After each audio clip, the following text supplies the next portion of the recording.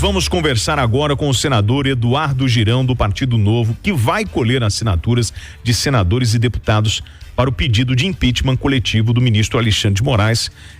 Essa corrida, ela vai até o dia 7 e a entrega prevista no dia 9. Dia 7 é sábado e no dia 9, segunda-feira, eles entregam esse pedido.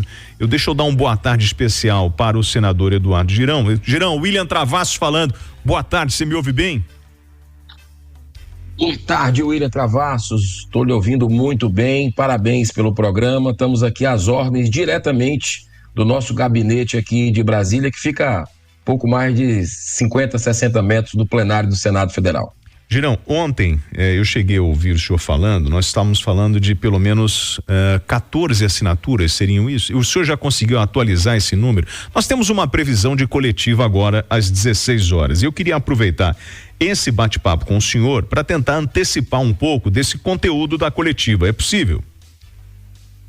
Possível sim, William. Inclusive, não será às 16, será às 15 horas, né? Nós resolvemos antecipar do horário previsto, porque nós estamos vivendo aqui um momento muito dramático da nossa República, né? E eu quero só corrigir o brilhante jornalista Pedro no aspecto de que não é uma iniciativa da oposição. Esse assunto está muito além da questão de oposição, se é de direita, de esquerda, contra governo, a favor de governo. Isso é um assunto da ética, do que é correto. E nós temos, inclusive, parlamentares independentes, né, que estão se posicionando nesse momento, onde foram revelados aí. E o curioso é que antes dessa matéria da Folha de São Paulo, que foi revelada às 18 horas, toda essa questão aí, de como se tivesse sendo fabricado aí uma investigação contra a imprensa do Brasil, uma imprensa independente, por ter críticas, né? E é o papel do jornalismo. Nós estamos num país ainda que muita gente acha livre, que deveria ser, mas na verdade estamos vivendo sob uma ditadura da toga há muito tempo, e agora o brasileiro começa a perceber com mais esse capítulo da primeira reportagem da Folha, porque vem outra. Mas o interessante é que eu subi ontem à tribuna do Senado às 3 horas da tarde, mais ou menos, sem saber de nada dessa história da Folha. Eu tinha me reunido com deputados, com senadores, e nós combinamos. Olha, já fazia 1 ano e pouco que não se tinha um pedido de impeachment do ministro Moraes. Só que nesse 1 ano e pouco, coisas gravíssimas não pararam de acontecer a partir do gabinete do ministro. Eu pontuei na tribuna do Senado alguma delas, e vou falar aqui rapidamente para vocês, da Rádio Itatiaia, já desejando aí uma boa tarde a todos. Então, violação de direitos constitucionais e humanos, né? Violação ao devido processo legal, o sistema acusatório do país, abusos de poder, prevaricação na situação que desencadeou a morte de um brasileiro que estava preso sob a tutela do Estado. Ele foi morto com pedido da PGR para o ministro Moraes para soltar, porque ele tinha comorbidades, e o ministro ignorou, o brasileiro morreu. Tem 2 filhas adolescentes, a esposa, que ficaram sem o seu ente querido, né? Um desrespeito ao Código de Processo Penal, com a utilização de prisão preventiva como meio de constrangimento para a obtenção de delações premiadas. Vimos isso no caso do Mauro Cid, por exemplo. Desconsiderar pareceres da PGR no sentido de concessão da liberdade aos aprisionados do dia 8 e 9 de janeiro, violação das prerrogativas dos advogados, não concessão de prisão domiciliar ou liberdade provisória para pessoas com problemas de saúde grave, dilatação das prisões preventivas sem apresentação da denúncia pelo Ministério Público Federal, violação de direitos políticos de parlamentares no exercício de suas funções, né? Um caso que é o do Twitter Files Brasil, que revelou ali um sistema de censura das plataformas, com ar de legalidade, mas pedindo para que não se revelasse o verdadeiro teor para as plataformas, ou seja, vindo do gabinete do ministro, né? E a interpelação do próprio Congresso norte-americano sobre as violações de direitos por parte de Alexandre de Moraes, porque esse assunto está repercutindo lá fora, na OEA, na ONU, já levamos ao Congresso brasileiro vários parlamentares, porque nós estamos vendo aqui o brasileiro cada vez com medo do avanço dessa ditadura, Você vê que a última pesquisa teve 61% de brasileiros com medo de falar o que eles pensam nas redes sociais, no seu Instagram, no seu Facebook, no seu Twitter ou de X, com medo de retaliação dos poderosos. Então, que país é esse? E veio essa... A gente já tinha combinado com deputados e senadores, e a adesão já está bem maior desse número que você deu, né? Sim. E vai crescer, porque hoje a gente faz, William, o início da campanha nacional, né, nessa coletiva às 15 horas. Né? E a partir de agora nós vamos buscar apoio não apenas de parlamentares, mas também da sociedade brasileira. Você lembra que o colega seu, o Caio Coppola, Sim. ele conseguiu 5 milhões de adesões aí de apoio de brasileiros no abaixo-assinado para o impeachment do ministro Moraes. E agora, por que a gente não consegue ir a 10? Então vamos lançar essa campanha para, quem sabe, avançar em mais de 10 milhões aí nessa coleta de assinatura e no dia 7 de setembro fechar os apoiamentos para o dia 9, segunda-feira, entregar para o presidente do Senado esse super pedido que estão chamando de impeachment. João, eu estou com o Marcelo da Fonseca, nosso jornalista, colega jornalista. Antes de passar a palavra para ele, existe alguma previsão dos senhores da oposição, e o senhor até falou que tem essa oposição independente apoiando, né, esse movimento, de uma manifestação no dia 7 de setembro? Sim, manifestação 7 de setembro, já tem grupos falando em manifestação do dia 25 de agosto. As grandes mudanças que nós tivemos no país, William, todos vocês que estão nos ouvindo na Itatiaia, foram através das ruas, né? O brasileiro começa a voltar para as ruas, já tivemos aí na questão do aborto, em todas as capitais, inclusive em Belo Horizonte, grande movimentação, e é o que nos resta, de forma pacífica, ordeira, respeitosa, como tem que ser. E eu te digo uma coisa, eu estou aqui no Senado, eu nunca fui político, vim direto, os cearenses me trouxeram aqui para o Senado, né, em 2018, e eu já aprendi uma coisa aqui dentro, nesses 5 anos e meio, 6 anos. O político respeita um povo organizado que sabe se manifestar. Então nós estamos tendo casos de presos políticos. Você viu o que aconteceu com Silvinei Vasquez, o recordista de apreensão de drogas no mundo da polícia brasileiro, da PRF, que ficou 1 ano preso de forma arbitrária. Tivemos o caso agora do Felipe Martins, né, com uma coisa completamente sem embasamento nenhum. Ele foi preso quando mostrou que não tinha viajado para os Estados Unidos, provou e se manteve preso.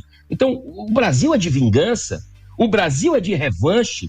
Nós estamos vendo uma caçada implacável, uma perseguição a quem pensa diferente no sistema, quem é de direita, quem é conservador, e o brasileiro defende a vida, o brasileiro defende a família e a liberdade. Eu vou passar a palavra, porque o nosso tempo também é curto, eu vou passar a palavra para o meu colega Marcelo da Fonseca. Ele tem uma pergunta para o senhor. Boa tarde, senador, tudo bom? Senador, a gente sabe que conseguir, né, as assinaturas necessárias não é tão difícil assim, né? São mais de 40 pedidos já protocolados, né, com as assinaturas necessárias. E também nem mesmo, né, mesmo esse apoio das ruas com essas assinaturas, assinatura abaixo assinados, né, já tem abaixo assinados com mais de 2 milhões de assinaturas, mas esse é o primeiro passo.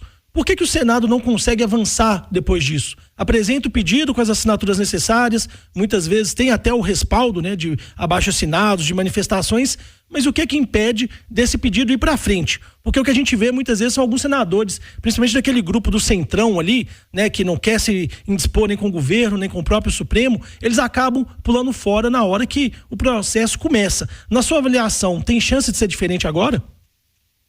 Marcelo, tem chance, porque além desses desrespeitos à Constituição aqui, esses 13 itens que eu falei há pouco, nós temos esse caso gravíssimo revelado pela Folha de São Paulo, que parece mostrar apenas a ponta do iceberg. Então, o apelo popular é grande. Nós não tivemos manifestação nas ruas grande, focada em pedido de impeachment, né? Nós tivemos uma coleta de assinaturas pela internet que chegou a quase 5 milhões do Caio Coppola. Agora, eu acredito que a mobilização deva ser maior. O porquê que não andaram os outros? Você fez uma pergunta muito direta, e eu vou te responder de forma direta. Os processos de senadores e deputados federais na Justiça estão na mão de ministros do Supremo. Olha só como é que é a engrenagem do sistema, né, o mecanismo. E Quem é que deve investigar, segundo a Constituição Federal, os ministros do Supremo por eventuais abusos e condutas equivocadas? São os senadores da República. Então, o que está acontecendo hoje, porque existe o foro privilegiado, que é a blindagem de um poder protegendo o outro, é isso que está acontecendo, trava e não se faz o trabalho nem de um nem de outro. Agora, a boa notícia é que o Senado já deliberou e votou pelo fim do foro privilegiado. Já faz 6 anos. Está parado na Câmara dos Deputados. Essa é outra pauta que a população deve ir às ruas cobrar. Já começou, inclusive, essa movimentação. Na hora que sair da Câmara dos Deputados o fim do foro privilegiado, for aprovado, já foi aprovado no Senado, nós vamos ter os processos de senadores e deputados caindo para as primeiras instâncias. Então vão deixar os deputados e senadores mais livres para cumprirem o seu dever, que é investigar ministro do Supremo. Nós estamos, Marcelo, e estamos também, William, e você que está nos ouvindo na Itatiaia, 200 anos do Senado Federal, está completando esse ano, nós completamos 200 anos. E o Senado está prostrado, né? Nós precisamos que o Senado se levante e cumpra o seu dever, sabe para quê? Para que exista um reequilíbrio entre os poderes da República. Então, eu acredito que esse super impeachment vai mobilizar para que essas travas caiam e que a gente possa cumprir o nosso dever, inclusive pedagógico, com a República Brasileira, que é fazendo o impeachment de ministro. Eu peço licença ao senhor, eu tenho um chamado urgente de Brasília com o Pedro Nascimento e ele tem uma informação pra gente, eu gostaria de compartilhar essa informação com o senhor e com os ouvintes da Itatiaia. Pedro, pois não, prioridade na informação. Pois é, William, cumprimentando mais uma vez você, o Marcelo, a Vanusa e claro também o senador Girão, que é sempre tão atencioso, não só comigo, mas com toda a imprensa no Senado, porque enquanto a gente fala aqui do ministro Alexandre de Moraes, né, do Supremo Tribunal Federal, ele próprio determinou aí nessa quarta-feira a prisão de 2 figuras muito conhecidas aí entre os apoiadores do ex-presidente Jair Bolsonaro, os blogueiros Alan dos Santos e o Oswaldo Eustáquio, né? A ordem foi emitida a partir de um pedido feito pela Polícia Federal, que investiga os dois por uma série de crimes que são investigados, incluindo obstrução de justiça e corrupção de menores. Essa operação acontece neste momento. A Polícia Federal batizou essa operação de Disque 100 e inclui mandados de prisão preventiva contra esses blogueiros e também outras 9 medidas cautelares que são cumpridas nos estados do Rio de Janeiro, Espírito Santo, Amazonas e também aqui no Distrito Federal. De acordo com a PF, o objetivo dessa operação dessa quarta-feira é desarticular uma estrutura criminosa que seria dedicada aí, né, supostamente a obstruir investigações e também intimidar os policiais federais envolvidos nesses inquéritos que tramitam no Supremo Tribunal Federal e que inclusive o senador tem citado aí pra gente. Essa investigação, segundo a PF, revelou que esses acusados utilizavam perfis de crianças e adolescentes nas redes sociais para realizar postagens e que inclusive o Conselho Tutelar aqui no Distrito Federal visitou a casa da ex-mulher do blogueiro Oswaldo Diniz é o nosso repórter aí da Itatiaia, Oswaldo Eustáquio, para investigar aí o uso de um perfil da filha dele, que tem 16 anos e que supostamente seria usado pelo próprio Eustáquio. A gente tem esses 2 pedidos de prisão, mas vale lembrar que ambos moram no exterior, né? No caso, Alan dos Santos é um blogueiro que vive na Espanha neste momento e Oswaldo Eustáquio está nos Estados Unidos, portanto ainda não há informações se esses mandados foram cumpridos, mas é a operação que acontece neste momento. E eu volto com vocês. Marcelo da Senador Girão, você acha que essa decisão, né, essas 2 prisões determinadas pelo ministro Alexandre de Moraes é até uma forma de resposta, né, de mostrar que não foi afetado por essa reportagem da Folha que foi divulgada ontem? Senador, 2 minutos para o senhor, o tempo é curto. A sanha continua, né, e a perseguição, a gente vê inclusive a temperatura subir, isso não vai levar a lugar nenhum, né? Nós precisamos que apenas a Constituição seja respeitada em nosso país. Acabamos de aprovar, quero dar essa notícia aqui, saímos há pouco de uma reunião para vocês da Comissão de Comunicação e Direito Digital e nós aprovamos por unanimidade para ouvirmos o ministro Alexandre de Moraes sobre essa denúncia da revista do jornal Folha de São Paulo, o doutor Ayrton Vieira, juiz instrutor do STF, do caso dos áudios vazados, né? O doutor Eduardo Tagliaferro, perito criminal, o senhor Rodrigo Constantino, Ô, senador, mas é um Não, convite ou é uma convocação? O ministro Alexandre de Moraes tem que ir no Senado? A convocação a gente não pode fazer através de uma comissão, a não ser que seja uma comissão parlamentar de inquérito, é um convite. Mas olha os nomes que a gente está trazendo aqui. O Rodrigo Constantino, jornalista que nas matérias é citado a perseguição a ele, a revista Oeste e também o Paulo Figueiredo.